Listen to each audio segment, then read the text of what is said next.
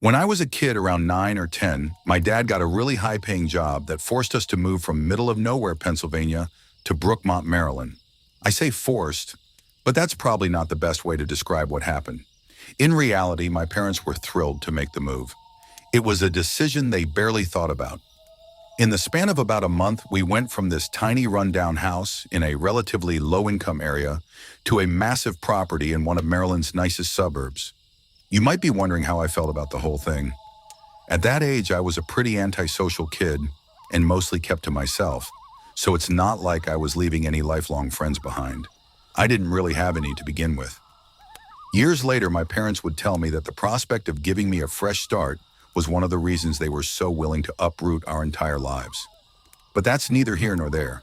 The move didn't bother me much, and I was able to adjust pretty quickly. It's not like adjusting was very difficult given the circumstances, though. Like I said, the house was huge, and even my 10-year-old self could pick up on the fact that we wouldn't be struggling to make ends meet anymore. I'm not going to bore you with the pointless details about the inside of the house. I'll only tell you what you need to know. I had two older brothers, Sean and Harold. The backyard was easily our favorite part. It had a big plot of twisting hedges that made for perfect games of hide-and-seek, tag, or whatever else we came up with. But the best feature by far was the treehouse at the right edge of the property.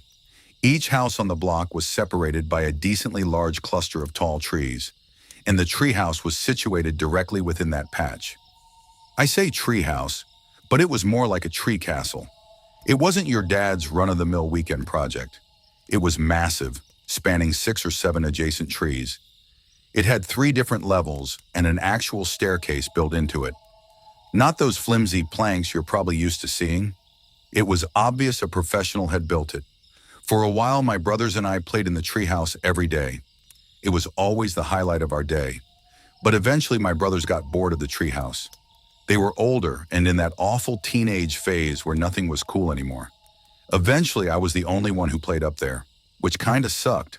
I was really torn up about basically being abandoned up there, but my brothers refused to come back no matter what I said. One day I climbed up into the treehouse and found a folded piece of paper sitting in the corner. To this day, I still remember the exact words written on that first note.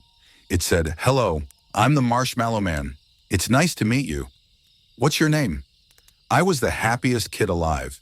I assumed it was one of my brothers playing a game with me, so I played along, hoping to re-interest them in the treehouse. There was a stack of paper in the treehouse that hadn't been there before, so I eagerly picked up one of the markers we had in there and wrote back, leaving a little note with my name. I placed it where I'd found the first one, excited to play this new game. That night I wanted to ask my brothers which of them was the Marshmallow Man, but I was afraid they'd stop playing if I said anything, so I kept quiet. For the next few days, I'd come home from school and run straight to the treehouse. Each time, there'd be another note waiting for me. At first, the notes were innocent and sounded exactly like stuff my brothers would say. I was having a lot of fun with it, but as the days went on, the notes got stranger. The Marshmallow Man started asking me increasingly personal questions that I didn't fully understand. Things that didn't make sense for my brothers to ask, like, "What's your favorite time of day to play outside?" Or, "What do you usually eat for breakfast?" I don't remember every question he asked, but one of them that will always stick with me was, "Which window in the house is your bedroom?" I look back at that exact question and literally feel sick to my stomach. At the time, I still didn't think too much of it. I assumed it was still one of my brothers, so I answered every question without hesitation. But the next note was so unsettling that I couldn't keep quiet anymore. It was something like, "What do your pajamas smell like?" Or something nasty along those lines. I stormed inside and confronted my brothers, demanding to know which of them was behind the notes. They both started laughing at me and denied it. Both of them swore there was no such thing as the Marshmallow Man and started making fun of me for still playing make-believe. I started crying and ran out of the room. I remember being a mixture of sad and angry. I knew one of them had to be lying. Instead of going to my parents, I hatched a plan to catch them in the act. I was not prepared for what was about to happen. That night, as I lay in bed, I heard tapping at my window. I froze, feeling my heart start to beat out of my chest. I was already scared of the dark to begin with, so the tapping added a layer of fear that I couldn't deal with. I sat there in the dark for what felt like hours, too scared to move. Eventually, I forced myself to sleep. The next morning, I pulled back the window curtains and almost screamed. Taped to the outside of my window were dozens of marshmallows. It had to be my brother's. I was so angry. This wasn't funny anymore. I decided I'd catch them red-handed the next night. I pretended like I hadn't noticed the marshmallows and didn't say a thing to either of them all day. Later that night, I was ready. When the clanging started again, I jumped out of bed and yanked the curtains open, ready to yell at them. But it wasn't my brothers. On the other side of the glass was a man. An old, disgusting man with yellow eyes and what looked like rotting teeth. He had patchy hair on his head and smiled at me when he noticed me looking. I don't think I've ever screamed louder in my life. I felt like I was going to die in that moment. My parents came running, but by the time they got to my room, the man was gone. It was a huge thing. The police searched the property, combing through every inch of the yard and treehouse, but they didn't find anything.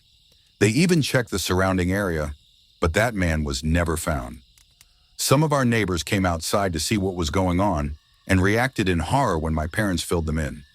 I told the police and my parents everything I knew, but there wasn't much I could even say. They took the notes in as evidence, but I doubt they really did anything with them. The man never came back. My parents told me to never play in the treehouse again, but it's not like I wanted to after that incident anyway. I moved out of that house a while ago, but my parents still live there, and I always take an extra long look at the treehouse whenever I'm back. This remains one of the scariest things that has ever happened to me.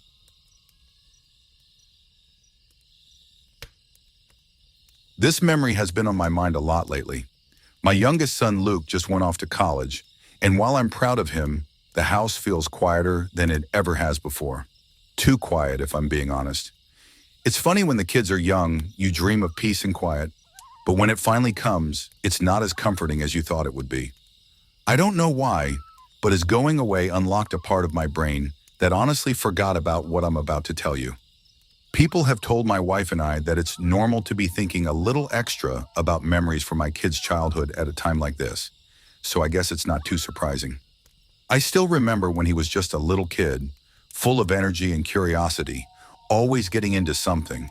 There's one memory I have of that time that is definitely not all sunshine and rainbows, though. Luke was 8 years old when this happens. Even now, I can't fully make sense of it. I'm a carpenter by trade, so I'm pretty good with my hands. Always have been. I will admit that I was much more lively back then, willing to undertake all sorts of makeshift projects and such. One of my favorite projects was the treehouse I built for Luke in the backyard, which is still standing to this day. It wasn't just a simple platform nailed to a tree. I poured my heart into it. Walls, a roof, proper wooden steps leading up to the entrance. It was sturdy too. I wanted it to feel like an extension of our house to him, and I definitely succeeded in that regard. My wife Christy wasn't thrilled about it at first. She worried it was too high off the ground and unsafe. But Luke was the kind of kid who was always climbing trees anyway, and I figured it would be safer to give him a proper ladder rather than let him scramble up branches that could snap. Christy eventually came around, and Luke absolutely loved it. I should probably tell you a little bit about our property so that the story makes more sense. Our house was at the very end of a dead-end street in a relatively woodsy area. The backyard actually bordered the woods, which was part of why Christy and I fell in love with the house in the first place. It was private and peaceful, and we're the kind of people that like keeping to ourselves. I still laugh when I think about all the times friends and family members have gotten lost trying to find our house. The yard wasn't huge, but I could clearly see the treehouse from our bedroom window, which was one of the deciding factors when I was determining where to build it. I wanted to be able to keep an eye on it should Luke hurt himself or something like that. I couldn't actually see inside of it because of the walls, but I had a perfect view of the steps leading up to it. From what I remember, everything was relatively normal for a pretty long time. Luke spent what I considered a normal amount of time playing in the treehouse. His older brother had kind of outgrown that phase, so Luke mostly played by himself in there. I can't remember exactly when, but at one point he started talking about an imaginary friend named Jake. We knew he was an imaginary friend because no one in the neighborhood had a child named Jake. It wasn't unusual for kids to have imaginary friends, but Luke was 8, not exactly the age where you'd still expect that sort of thing. Christy thought it was cute and innocent, but I was a little more skeptical. It seemed odd to me since Luke hadn't been the type of kid to make imaginary friends. Regardless, I didn't think much of it because he was only 8 years old. It started to get a little more concerning when Christy and I realized that Luke was starting to spend more and more time up there, which struck me as strange. What was even stranger was that he wasn't bringing toys up there. As far as I could tell, he only had his imagination to play with. It's not like he had a game console or anything to keep him entertained, and I had been very clear about not carrying anything up there alone as it was dangerous, and I didn't want him to fall. At one point, my curiosity got the better of me, and I decided to ask him about it. Luke acted extremely weird when I asked him about his friend and said that Jake was shy and didn't like being talked about. When I asked him why he was spending so much time up there, he told me that Jake only liked to play in the treehouse and that he didn't like coming inside. I honestly didn't know what to say. It seemed like a pretty bizarre condition. Weren't imaginary friends supposed to be available wherever and whenever you needed them? I did some research later that day and found out that some kids only play with their imaginary friends in certain rooms of their house. So as weird as it was, I accepted it. Christy was pretty uneasy though. She thought Luke was taking this imaginary friend thing too far, and I honestly agreed.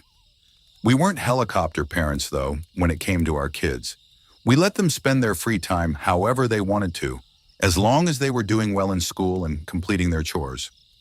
Most weekends, we'd let Luke play with the neighborhood kids until the sun went down. They'd ride bikes, play tag, and usual stuff. They were all good kids, and we trusted Luke to behave himself and stay out of trouble. He wasn't the type of kid to pick on other kids or get into fights, which was why I was especially concerned when Luke came home one Saturday with a black eye. I cleaned him up and asked him what happened. He looked down at the floor and didn't say anything, but I insisted that he tell me what happened, and I wouldn't be mad at him. What he said next made me shiver. He looked up at me and told me that he had gotten into a fight with Jake. I had to process whose kid Jake was before realizing that he was talking about his imaginary friend. I told him not to lie to me and that he wasn't being funny. Instead of fessing up, Luke just started crying and ran to his room. Christy was convinced he'd gotten into a fight with one of the neighborhood kids and didn't want to admit it. I agreed with that. She wanted me to take down the treehouse right then and there, but I couldn't bring myself to do it. That treehouse had taken weeks of hard work, and the thought of tearing it down didn't sit right with me. I told her that I'd talk with Luke and tell him that he was taking things way too far. Luke refused to come out of his room or talk to me for the rest of the day, so getting something out of him wasn't going to happen. The next day, I decided to investigate. When I climbed up into the treehouse, what I saw made my stomach churn.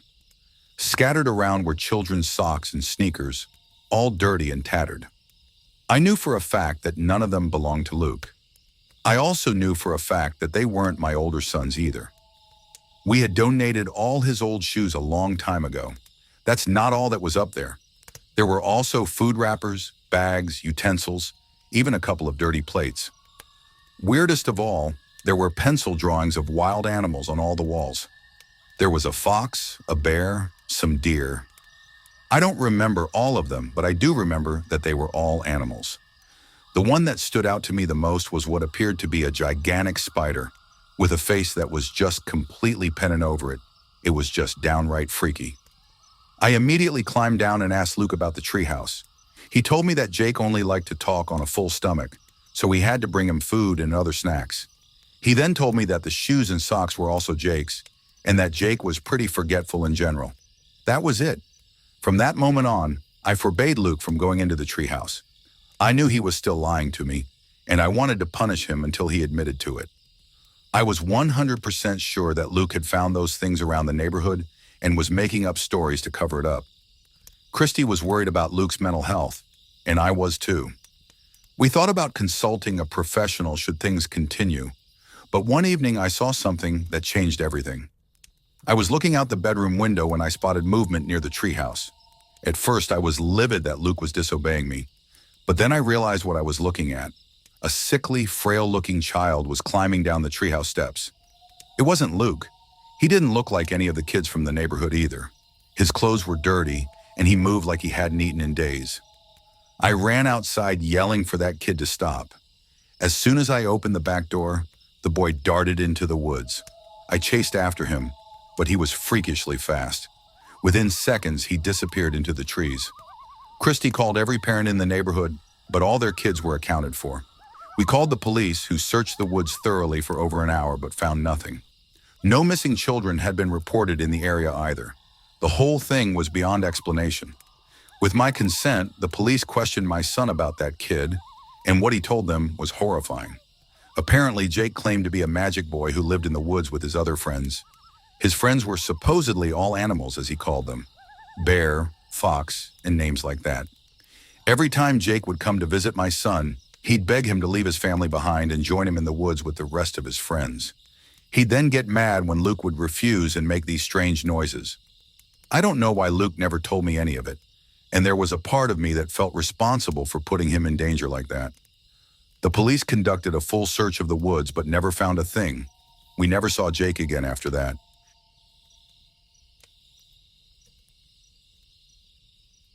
This happened a few weeks ago, so it's still fresh in my mind. I live in a quiet suburb in Delaware, but I'm a sophomore in college out in California. This happened during fall break in October when I was back home for a few days.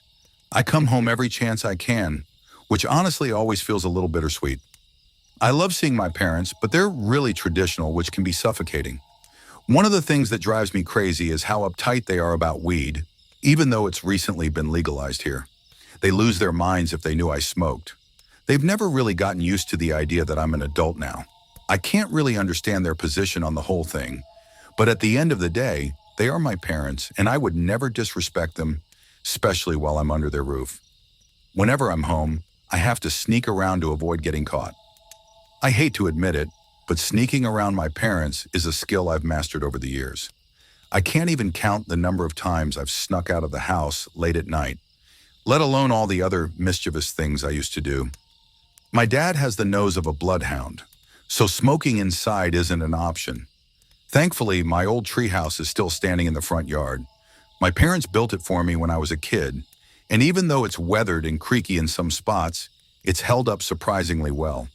It's high enough in the trees that it's basically hidden from view, especially from the house. From up there, I can see everything: the yard, the street, some windows of the house, but no one can see me unless they know exactly where to look. When I was younger, that treehouse was the place I went when I needed to escape, which, if you knew what I was like as a child, was relatively often. It's honestly kind of hard to talk about with all the old memories flooding back, but I'll get to the point. On the Saturday before I was supposed to fly back to school, my parents were out at some banquet or something that was going to run late into the evening. I knew they wouldn't be home for hours, but I didn't know exactly when they'd be returning. I didn't want to risk getting caught in the backyard, so I climbed up into the treehouse with my stash just to be safe. It was chilly out, and I could see my own breath in the air. I have this theory that cold weather induces more nostalgia, but that might just be me. It was quiet and peaceful up there, and it was nice being the only one around. I've always liked being up high too, so that definitely added to the experience. I watched the sunset as I thought about school, excited to go back. By the time I finished, it was mostly dark outside, meaning I had timed things just right. That's when I noticed it. As I was panning my eyes across the yard, a light turned on in the house. I froze, knowing I was the only one home. My heart started racing as I stared at the window, feeling that instinctual sense of fear that only arises from true danger. My vision began closing in around that single source of light as if it were drawing me in. A few moments later, movement in the backyard snapped me out of my dissociative state. 3 hooded figures were circling the property, clearly trying to move quickly. My stomach dropped as I realized what was happening. I watched as the 3 figures moved to the front steps. That's when a 4th figure opened the door and let them in. My chest tightened as it hit me. My house was being robbed. I didn't know what to do, but I couldn't look away.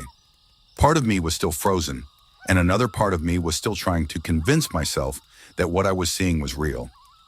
That's the best way I can explain what I was feeling in that moment. One of the figures stayed outside pacing the yard.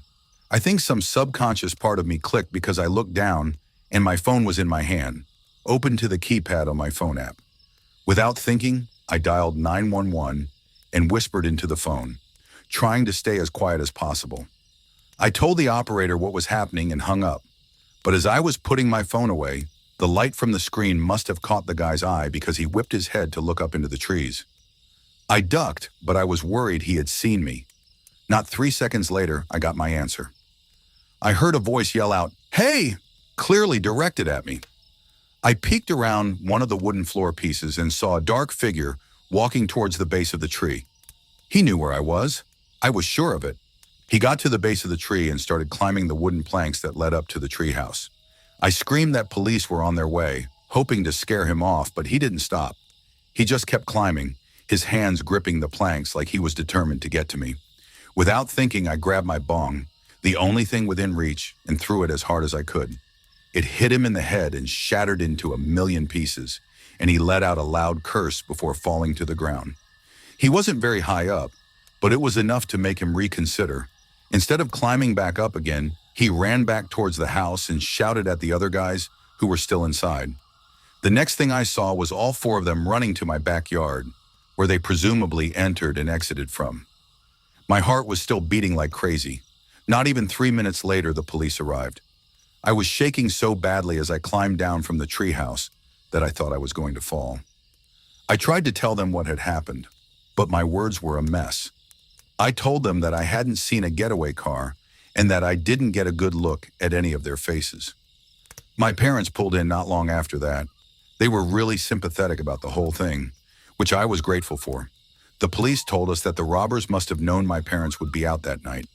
It seemed like a planned job, but what they didn't plan for was me being there. I still don't know how to feel about it.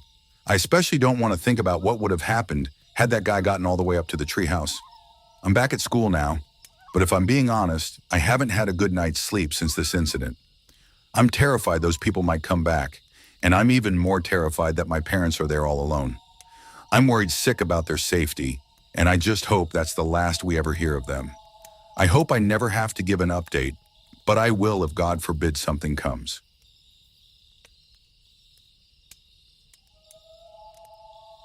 When I was a kid, I had a very nightmarish experience at my childhood home. My family moved to this house when I was 4, so I really don't remember anything of the house we lived in when I was born. We lived in what I call my childhood house from when I was 4 to when I was 14, so exactly 10 years. I love that house. I have very good memories from growing up there. We moved out of state when I was just beginning high school, which was a nightmare in itself, but that's nothing to do with this story. In the backyard of my childhood home was a treehouse. It was built by the previous owner for his kids. Believe it or not, when my parents viewed the house, a major selling point was the kid-friendly nature of the house and the backyard for my older brother and me. My brother Kyle is 2 years older than me, so he was 6 when they bought the house, and my brother and I apparently were very excited over the treehouse aspect in the backyard. According to my parents, my brother and I would play in the treehouse with friends we'd made over the years. But as the years passed, I would stop playing in the treehouse like that. At a certain age, by the age of 12, I was obviously not playing in the treehouse anymore, but I was admittedly a troublemaker around this age, and I would often get in trouble with my parents. I'd get grounded often, and in general, I'd just throw a lot of temper tantrums, and there would be a lot of yelling in the house.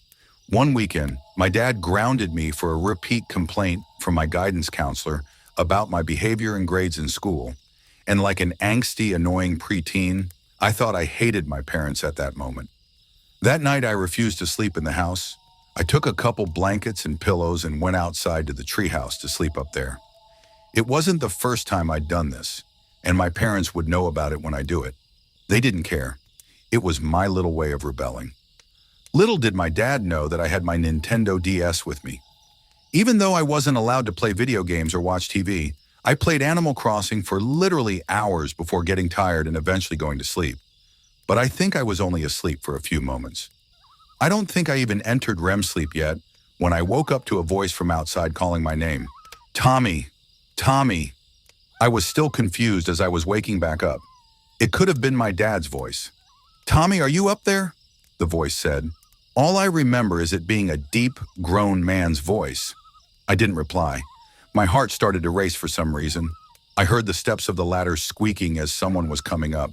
And then, In the near pitch-black darkness, I saw someone poke their head through the opening in the floor.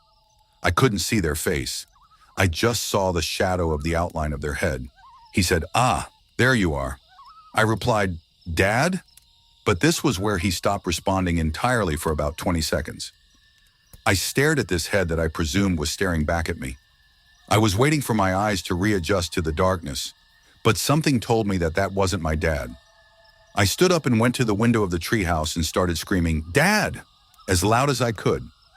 I saw the light in my parents' room turn on, and I also heard footsteps hurrying down the ladder to the treehouse. Moments later, my parents burst outside through the back door, and my dad swore to me that he wasn't out there playing a prank on me. My parents believed me. It wasn't like some stupid horror movie where the parents don't believe a word the kid says. My uncle was still an active cop at the time, so my dad called him for advice, and my uncle made a report on the incident the next day. Not much information I could give, besides I heard a deep man's voice and saw the outline of his head and that he knew my name. Not much the police could work with. Obviously, I never spent a night in the treehouse again. My dad for a while thought it was one of the neighbors directly across from us, but he could never prove it.